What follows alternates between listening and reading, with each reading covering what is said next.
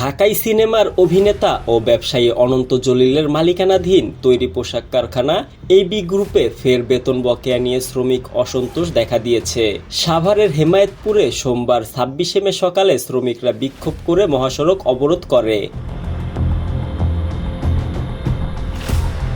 Savar model থানার ভারপ্রাপ্ত কর্মকর্তা ওসি জুয়েল মিয়া বলেন, শ্রমিকদের অস্থিতিশীল পরিস্থিতি তৈরি না করে শান্তিপূর্ণ পরিবেশে দাবি আদায়ের কথা বলা হয়েছে।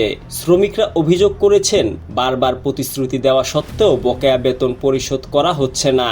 বেতন চাওয়ায় উল্টো তাদের নানা রকম হয়রানি করা হচ্ছে।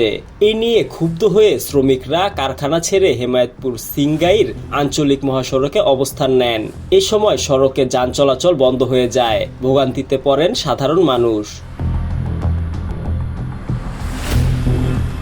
খবর পেয়ে পুলিশ ও সেনা সদস্যরা ঘটনাস্থলে গিয়ে শ্রমিকদের রাস্তা থেকে সরিয়ে দিয়ে যান চলাচল স্বাভাবিক করে।